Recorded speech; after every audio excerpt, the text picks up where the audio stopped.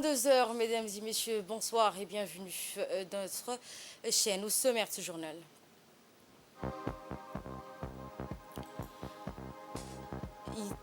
L'intégration professionnelle pour les personnes présentant une situation d'handicap. Et en nouvelle demande au Proche-Orient, spécialement les conditions du plan israélien pour un cessez-le-feu. Bonsoir et bienvenue sur Téléjouti. Le Premier ministre Abdelkader Kamel Mohamed est arrivé en fin de journée à Séoul, dans la capitale sud-coréenne, pour participer au sommet coréen Afrique 2024. Sommet dont le thème était donc l'avenir que nous construisons ensemble, croissance partagée, durabilité et solidarité. Lors de l'accueil officiel à l'aéroport international de Séoul, il s'est tenu une première audience bilatérale avec l'ambassadeur représentant spécial, M. Park Chung, du gouvernement coréen, envoyé pour le sommet Corée-Afrique afin d'échanger et mettre en exergue l'ambition de coopération ainsi que les enjeux de paix nécessaires, tant pour l'Extrême-Orient et pour désamorcer la gravité des crises qui secouent la Corne de l'Afrique. Des questions qui permettaient de trouver les points de départ d'une coopération au service du développement de l'Afrique, corroborer une dynamique de collaboration Asie-Afrique et œuvrer spécialement pour au renforcement du niveau d'échange entre Corée du Sud et République Djibouti. De plus, Djibouti souhaite s'impliquer davantage via un activisme multilatéral pour sensibiliser autour des enjeux de paix, donner une plus grande coopération au réchauffement climatique et répondre de surcroît à l'urgence de développer l'économie bleue, le minerai ou encore le secteur du sel.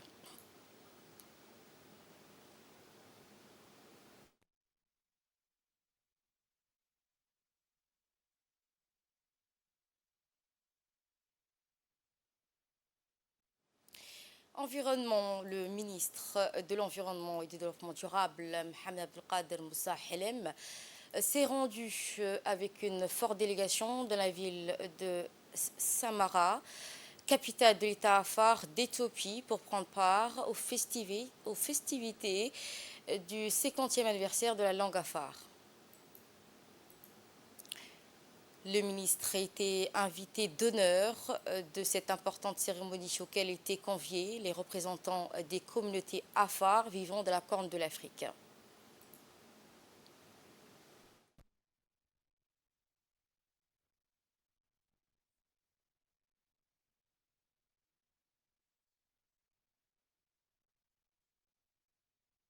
Développement et de la langue afar spécialement. Le ministre Mohamed Abdelkader Moussa Helem et sa délégation ont vivement remercié les autorités éthiopiennes pour l'accueil chaleureux qui leur a été réservé lors de cette journée du 50e anniversaire de la langue afar.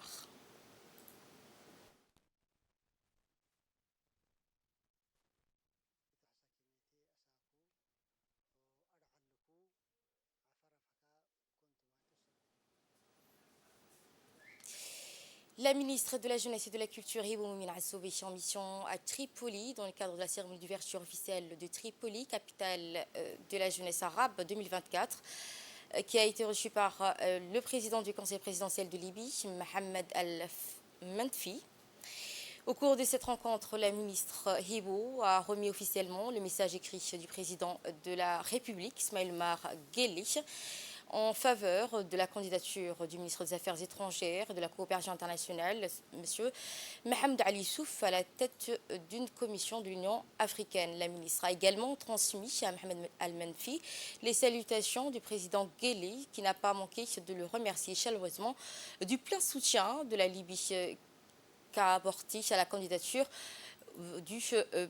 du ministre des Affaires étrangères à la tête de l'organisation panafricaine. Revenons à Djibouti, les animations culturelles dédiées à la célébration du 47e anniversaire de notre indépendance ont démarré ce week-end sur la radieuse plage de la Siesta. Une effervescente festive s'y est installée, annonçant avec éclat le coup d'envoi des festivités et des activités nourries de transmission des valeurs patriotiques en l'honneur de la célébration commémorative. C'est donc en présence de plusieurs membres du ministère de la Jeunesse et de la Culture ainsi que l'ensemble des équipes techniques qu'un spectacle musical et de danse folklorique et urbain a ébloui la foule de baigneurs venus passer de bons moments sur la plage légendaire de la Siesta. Ces animations joyeuses marquaient le lancement officiel d'un programme riche et varié d'activités organisées tout au long de juin, comme l'avait annoncé la ministre même, Dr Hibo Assoui, lors de la réunion de préparation d'honneur des festivités du 47e anniversaire de l'indépendance nationale.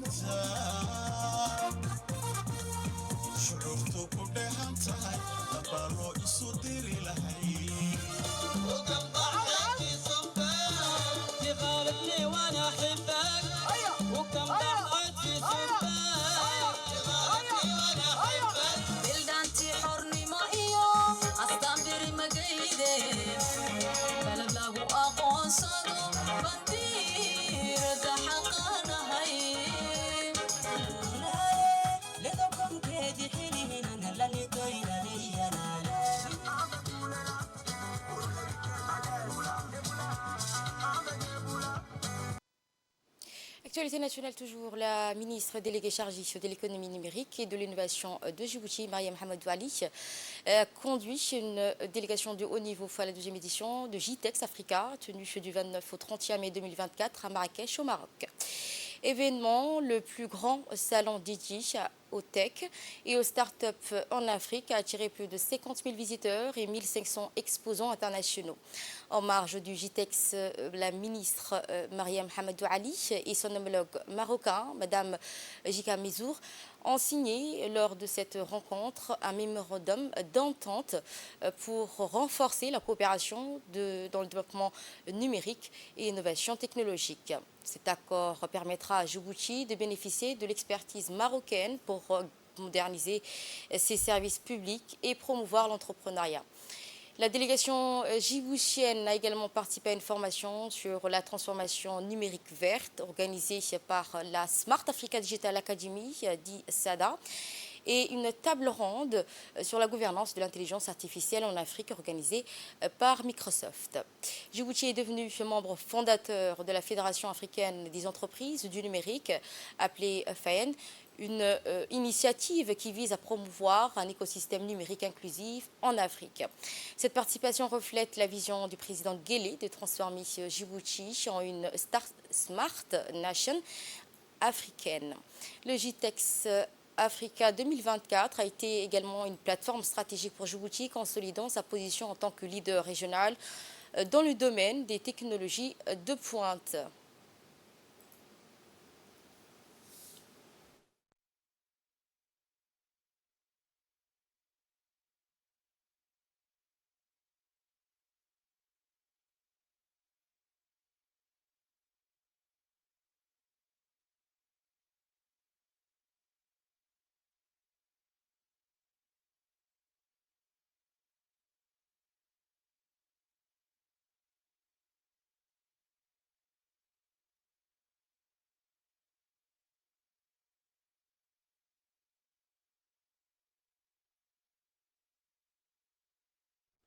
Social à présent, dans le cadre de la promotion de l'emploi des personnes présentant des situations de handicap, l'Agence nationale des personnes handicapées a organisé ce matin une cérémonie visant à officialiser l'affectation de 3 jeunes handicapés au secrétaire général du gouvernement.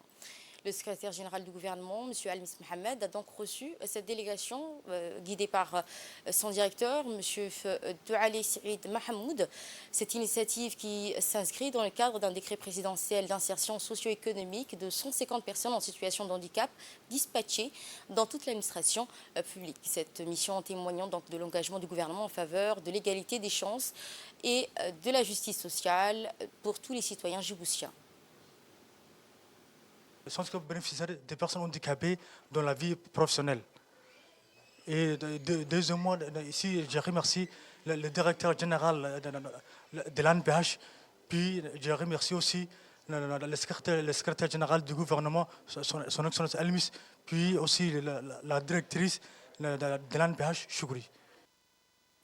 Et à cette occasion, dans un mot prononcé, le directeur général de l'NPH, Douali Saïd Mahmoud, s'est déclaré enthousiaste de l'accueil chaleureux du secrétaire général du gouvernement et a tenu à remercier ce dernier qui n'a ménagé aucun effort pour contribuer dans la vie des jeunes djiboutiens présentant des situations de handicap. Le secrétaire général du gouvernement a également prononcé donc, quelques mots et en affirmant qu'il démontre l'engagement du gouvernement en faveur de l'égalité des chances. On l'écoute. La journée d'aujourd'hui est particulière parce qu'elle s'inscrit dans le cadre de la politique qui est menée par les chefs de l'État afin de permettre l'inclusion des personnes à besoins spéciaux dans notre société. Et pour que nous puissions atteindre cet objectif, qui est un objectif fort louable, il convient d'abord de commencer par soi-même. Aujourd'hui, c'est au sein de l'administration que nous avons voulu, à travers les 150 postes budgétaires qui ont été créés par le chef de l'État dans le cadre de la journée, de la semaine du handicap, à la fin de l'année, donc c'était le 7 décembre 2023. Donc 150 postes budgétaires avaient été programmés et ils ont été inscrits dans la loi des finances initiale 2024. Et aujourd'hui, donc, c'est la concrétisation. Pour l'ensemble des départements, là aussi, vous avez été bien accueillis. Les personnes à besoins spéciaux ont été bien accueillies. Il s'agit avant tout et surtout d'un programme d'inclusion. Ça veut dire que vous êtes là pour nous accompagner dans notre stratégie de développement. Et donc, ça veut dire que vous allez œuvrer avec nous, offrir vos compétences, apprendre aussi des gens qui sont autour de vous pour que vous puissiez vous améliorer et que vous puissiez concourir à l'objectif qui est un objectif qui est commun. Comment faire en sorte d'avoir une administration plus efficace? Comment faire en sorte d'avoir une administration qui parle à tout le monde, c'est-à-dire aux hommes, aux femmes, aux personnes à besoins spéciaux, aux enfants, aux personnes âgées. C'est ça le rôle et le sens de l'administration. Et c'est pour cela donc que je pense que mes équipes sont là pour vous accueillir afin qu'ils puissent mieux vous intégrer dans notre structure et dans les différentes services, dans les différents services de nos départements. Donc je vous dis à toutes et à tous, bienvenue. Et maintenant, dans notre rubrique grand format, le gouvernement de Djibouti s'est engagé résolument vers un avenir où le tourisme devient non seulement un moteur économique, mais aussi un vecteur de développement durable et d'inclusion sociale. Il s'agit de mettre les jeunes talents à explorer les nombreuses opportunités offertes dans des secteurs cruciaux. Il s'agit de bâtir un tourisme inclusif, respectueux du patrimoine et générateur d'emplois durables. C'est un magazine préparé par la rédaction avec le commentaire de Samatar Saïd Yassine. Tourisme est l'un des secteurs les plus durement éprouvés. Voyant ainsi l'importance de ce secteur, le gouvernement, par la voie de son ministère, va mettre en place une stratégie et un véritable dynamique qui va insuffler une nouvelle approche, celle d'une reprise durable du tourisme afin de soutenir la population et en ce sens créer des emplois, promouvoir la culture et protéger le patrimoine, mais aussi sa transmission pour les générations futures. Ici, là, j'attends un tourisme inclusif, un tourisme qui n'exclut personne, un tourisme qui protège et non qui détruit. Il s'agira de réponses, l'avenir l'avenir du secteur du tourisme et la façon dont il va contribuer à la vie de la population djiboutienne. En d'autres termes, mettre en place une chaîne de valeur afin d'absorber le chômage des jeunes. Il s'agira de réduire la pauvreté par l'intégration des jeunes dans la chaîne de valeur qu'est le tourisme. Pour cela, il sera question de s'appuyer sur les capitaux entrepreneuriales qui existent en effet.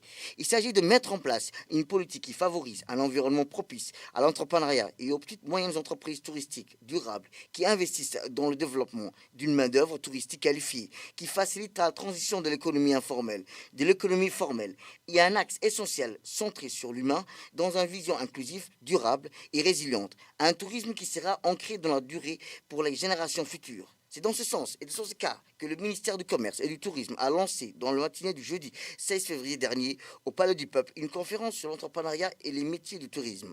Cette conférence, passée sous le haut patronage du ministre du Commerce et du Tourisme, M. Mohamed Ouassama Dirié, a vu la participation de plus de 150 jeunes djiboutiens. L'objectif de cette conférence est d'inciter les jeunes à découvrir et saisir les opportunités d'emploi, y compris l'entrepreneuriat existant dans ce secteur stratégique pour le développement économique de notre pays. Plusieurs projets d'investissement ainsi prioritaires, dont certains ont démarré avec la mobilisation du secteur privé, dans les infrastructures d'accueil et dans les structures de loisirs. Ces infrastructures identifiées permettront de créer à court terme à plus de 2000 emplois, inclus de nouveaux métiers dans ce secteur. Cette nouvelle ambition que le gouvernement de son Excellence, le président de la République, Ismaël Omar Guelleh, souhaite apporter pour les générations d'aujourd'hui et de demain, et un tourisme de sens de valeur, un tourisme fort de son patrimoine, de son territoire et de son art de vivre.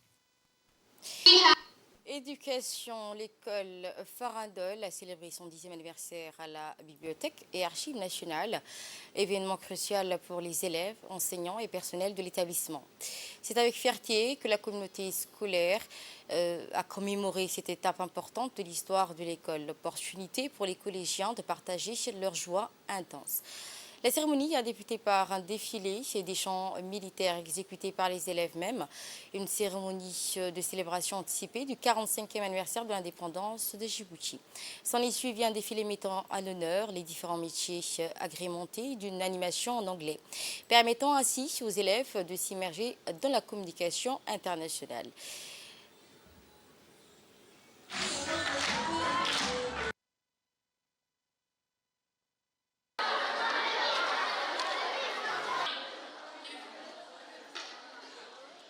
Fantastique, merveilleux et incroyable talentueux. Bien plus que de simples enseignants. Vous avez...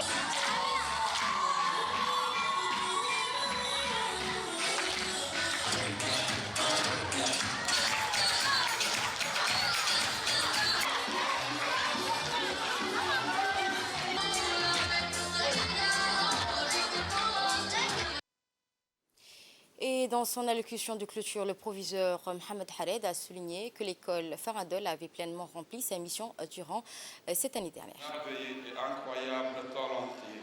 Vous avez tracé une belle voie pour la génération à venir. Félicitations. Chers parents, je tiens à vous adresser mes plus sincères remerciements pour votre partenariat tout au long de cette année. Votre préférence active et votre soutien affectif nous a permis de travailler main dans la main pour favoriser la réussite de nos collégiens. Chers partenaires et contributeurs, je voudrais d'abord remercier le directeur de ces lieux magnifiques qui à chaque fois que nous sollicitons accepte avec bienveillance notre doléance. Ensuite, j'ai une pensée particulière à tous les généreux donateurs qui ont apporté leurs prières de cette fête. Enfin, je voudrais terminer mon propos de ces mots. Attache de prix à cette école et à votre niveau, nous ferons tout iser cette école à un niveau imaginable afin qu'elle vive à jamais. Top départ pour les préparatifs du championnat d'Afrique pour le pétanque qui se déroulera à Marrakech au Maroc. À cet effet, une délégation de la Fédération djiboutienne de boules se sont rendus donc aujourd'hui même au centre de haut niveau de Daï pour un stage. Cette initiative menée par l'entraîneur national Moussa Ali vise à maximiser les performances des jeunes talents de la pétanque djiboutienne. Le championnat d'Afrique de pétanque représente un événement majeur pour la fédération djiboutienne, offrant une opportunité unique de se mesurer aux meilleures équipes du continent.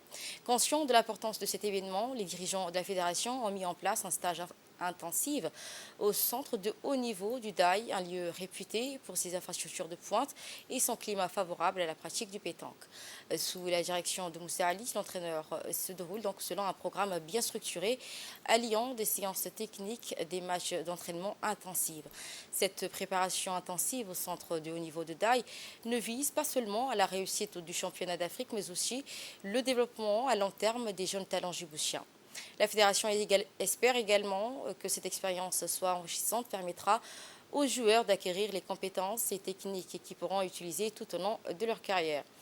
Une préparation aussi méticuleuse et des infrastructures de qualité, la délégation djiboutienne de boule se donne les moyens de briller lors du championnat d'Afrique au Marrakech, en mettant l'accent sur l'entraînement intensif, la cohésion d'équipe, le développement à long terme des jeunes talents de la fédération, espère également donc décrocher des victoires.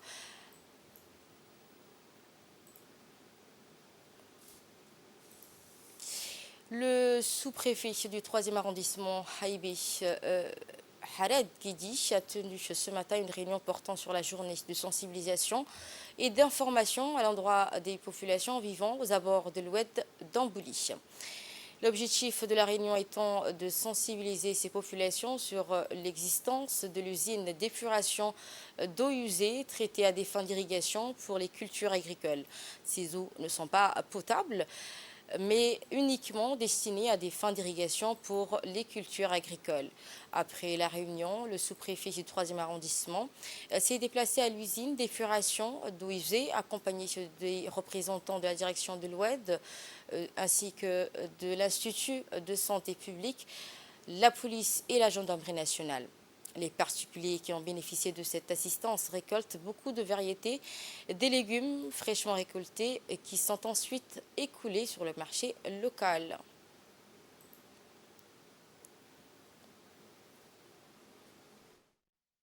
La Maison-Blanche a appelé le Hamas et Israël à mettre fin en œuvre les propositions de cessez-le-feu dans la bande de Gaza annoncées par le président Biden. D'après un communiqué, la proposition de cessez-le-feu combine les exigences de tous les partis en tenant compte de leurs intérêts et que la feuille de route permettra d'acheminer une aide immédiate à la population de Gaza qui souffre depuis des mois, ainsi que les otages retenus ainsi que leurs familles. Le président américain Joe Biden a déclaré vendredi qu'Israël avait présenté au Hamas un nouvel accord en 3 phases qui permettra de mettre fin aux hostilités dans l'enclave palestinienne assiégée de Gaza et de libérer les otages toujours détenus dans ce territoire. Biden a appelé le Hamas à accepter l'accord et a exhorté le Premier ministre Benjamin Netanyahou à résister à la pression des membres de la coalition gouvernementale opposés à cette feuille de route. Par ailleurs, le mouvement palestinien Hamas a déclaré qu'il considérait positivement cette proposition, la nouvelle proposition annoncée par le président américain Joe Biden pour un cessez-le-feu à Gaza qui, selon lui, avait reçu le feu vert de Tel Aviv. Sport, pour clôturer cette édition. La Ligue des champions est une compétition qui oppose les 32 meilleures équipes européennes. À la fin, c'est le Real de Madrid qui l'emporte. La Maison-Blanche a porté à 15 son nombre de sacres dans la compétition en battant au final le Borussia Dortmund. Le club espagnol qui possédait le record de victoires la plus prestigieuse des compétitions européennes a pourtant été sérieusement malmené par son adversaire et a fini par s'imposer en fin de rencontre sur un but de tête de son défenseur, Dani Carvajal, ainsi que son principal atout offensif, le Brésilien Vinicius. Il s'agit du 5e sacre européen de Carlo Ancelotti, entraîneur en titre du C1 après ses succès en 2023 et 2027 à la tête de l'AC Milan, en 2014, 22 et 24 avec le Real de Madrid. L'éternel Real de Madrid termine sa saison avec seulement 2 défaites, un titre en championnat d'Espagne et une 15e Ligue des Champions, la 6e en 11 années consécutives. Ce sera tout. Merci à vous de nous avoir suivis sur Télé Djibouti. Je vous propose de passer une excellente soirée sur notre antenne.